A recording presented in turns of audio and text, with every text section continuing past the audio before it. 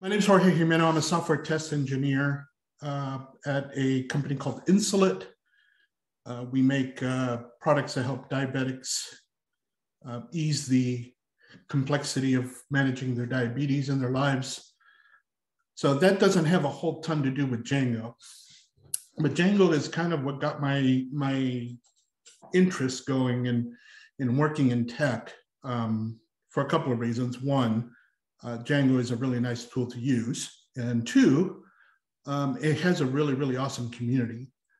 My interest in Django led me to the San Diego Python user group, and those are two of the friendliest communities that certainly I've run across in my brief time in tech, admittedly. So yeah, that's enough about me. I just need to check something real quick. All right. So why test? Testing is hard. I don't think this is news to anybody,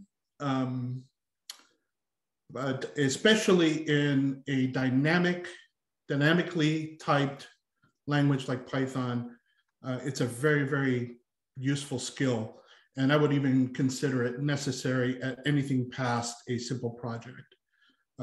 We need to run tests to have confidence in our code to make sure that the types that we're passing around are the right types, because the language does give you a lot of foot guns.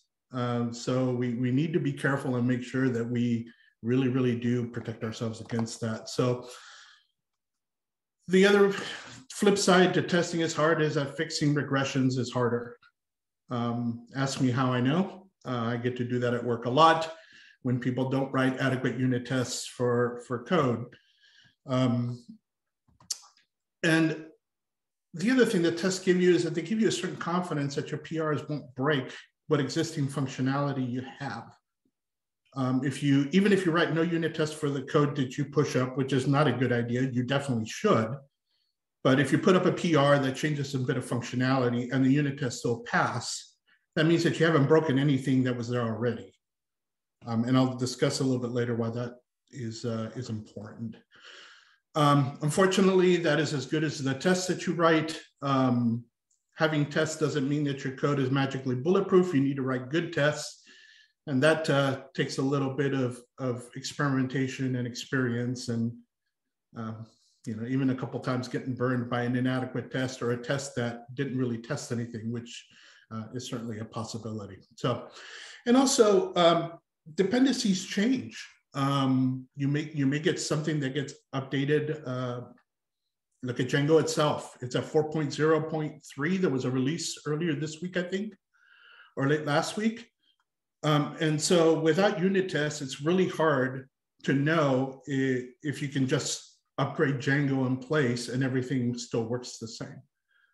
You can wait for your customers to be beta testers and send you a bunch of bug reports from the field, but that's usually not a great way to inspire confidence in whatever product you're building. So tests definitely will help here. So now for something completely different, we're going to insert a live demo here. So for that, I'm going to use my friend Bitbucket. I chose the Atlassian stack because A, it's not GitHub, and that's the one that everyone is familiar with. And I wanted to show something a little bit different. And also we use Atlassian's stack at work. So it's something that's pretty familiar to me. And this is the same project, but in PyCharm. Nothing on my sleeves here. It's just a basic bare bones project with a couple of extra files. There's a Bitbucket's pipelines YAML file, which is really kind of cryptic and does a whole bunch of things. I'm not really going to discuss a whole lot of what this is. I just want to show how the entire thing happens when it works together. So flipping back to the project, what I'm going to do is I'm going to create a branch. And because I'm lazy, I'm going to use this. And we're going to call it update tests. We're going to create that branch. We're going to uncomment this line, which is an assertion that the title includes the string, the install works successfully, congratulations. Those of you that have worked with Django before know that when you install Django and run it for the first time with absolutely nothing in urls.py, that's the welcome screen you get. So in theory, when I push this up, and run the tests, this should just pass. And if it doesn't, honestly, passing the test here is not the important thing. I want to show kind of how the pipeline works. So add a test. And then commit and push. We're going to push. And so the key part here is that Atlassian offers a product called pipelines. So when I open a pull request and or merge, it'll take a second because unfortunately I'm on the cloud product and it is kind of slow. All right, so open my pull request and yeah, so you can see that it already started to launch a pipeline instance. And what this is what I've done here is just install the dependencies. So it runs in a Docker container. So that means we're using Linux. In this case, it's a Debian Linux container. I'm installing Firefox, and then I'm going to be installing the test tools, running the tests, and then getting a result. So we'll let that run for a minute.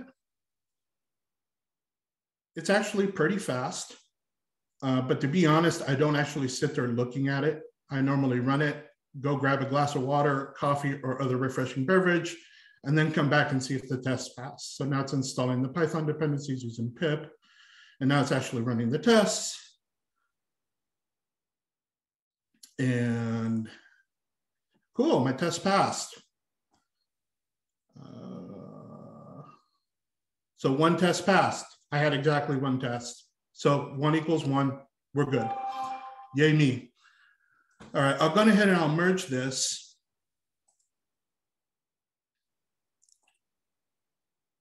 And what we'll do is take a look at this other page. So this is CodeCov. CodeCov is a visualization tool that uses coverage.py in the background. And it gives you a ton of analytics as to what's covered, what's not.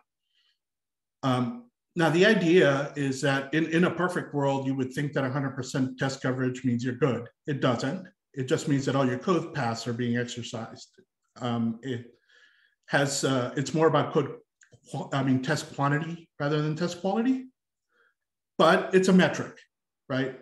There are other tools that you can use to decipher whether or not your tests are actually testing anything worthwhile, but it is a nice metric to have. And the cool thing is that this took me about 3 hours to set up. Most of it was debugging and me not being familiar with the tools, but it didn't take me that long. Now, if I open source this project, I have a suite of tests that will run on every pull request. And isn't that cool? You can even set up merge hooks where if the tests don't pass, you don't get a chance to merge your code into my project because that means you broke something. Or my test might be broken, but that's fine. We can discuss it in the PR. So again, I just used some tools, some pretty straightforward tools. The one that's doing the heavy lifting here really is PyTest. And a couple of plugins, which are PyTest Django, PyTest Cov. And then I used a really neat tool called WebDriver Manager to power to automate the browser. We use a tool called Selenium. And typically you have to install Selenium, install a WebDriver for the browser that you're using, like for Firefox, the driver is called Gecko driver. Make sure that everything is found. WebDriver Manager automates all of that. So it's just one function called instantiate a WebDriver object, tell it what you want to do with it, and it pulls down Firefox and the driver for you. And again, my redeeming quality as a developer is that I'm extremely lazy. So if I can find tools that will do the hard work for me, I'm all for it, right? Anything that saves me time and effort and just works, awesome tool. So I'll shout out for WebDriver Manager here. There's lots of other tools you can use. You can use Tox, Cookie Cutter will set up this kind of typical CI/CD kind of thing, or you can write your own. which is kind of cool. But again, the tools are less important than the knowledge how, because setting up a pipeline like this and moving data from one tool to another to get metrics is a transferable skill. At work, I maintain a Bamboo job. Bamboo is the enterprise level offering of Bitbucket pipelines that Atlassian has. And we self-host that, and we use that to build our mobile app and run our tests, run our automation tests, and get data. That's about 60% of my day job.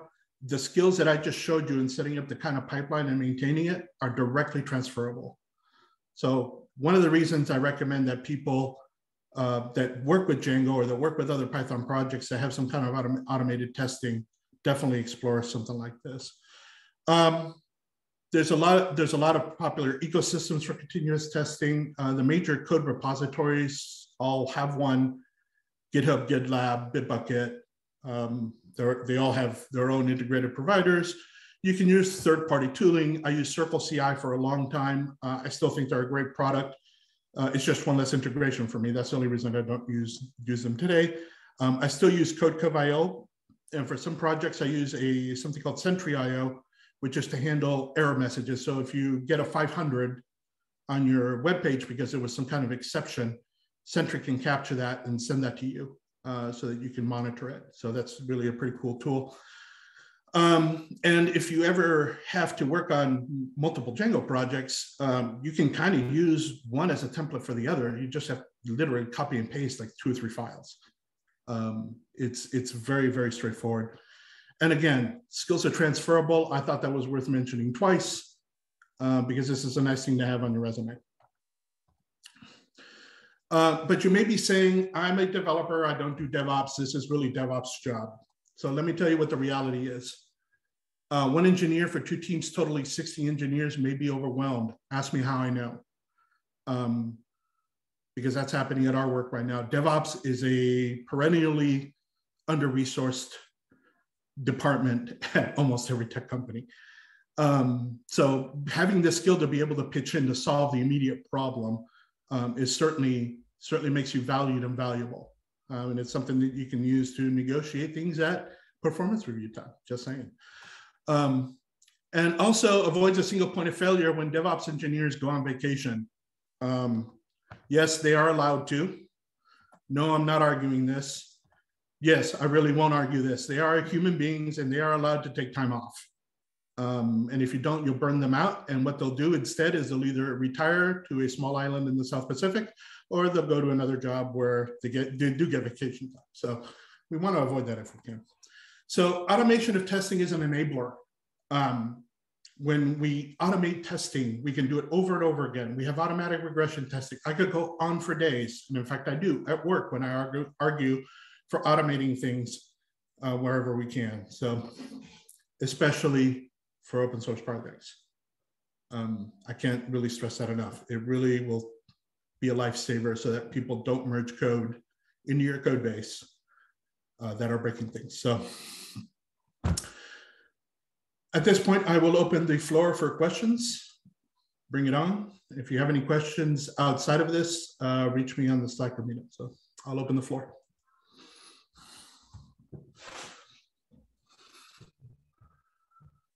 And I have not been reading chat.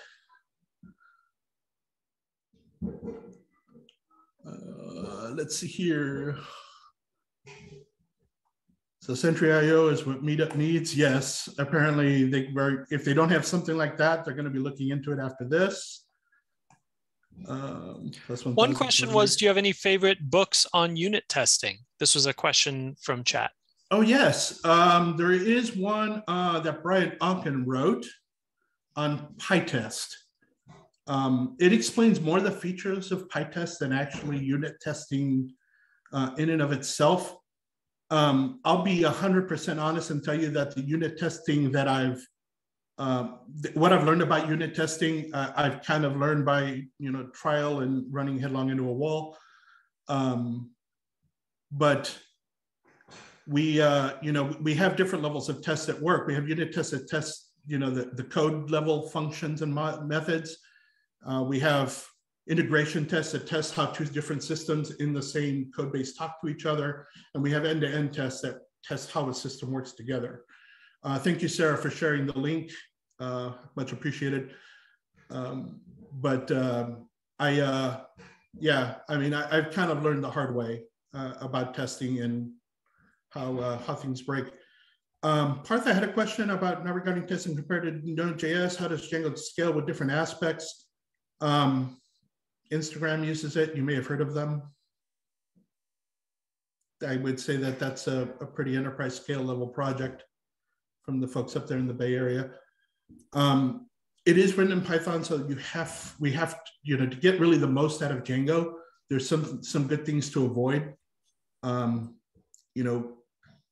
Usually they're having to do with things that are catastrophically slow, like accessing the database, where you have you think I'm trying to get a query set from the database, and you end up making like 30 or 40 queries when really all you need is one.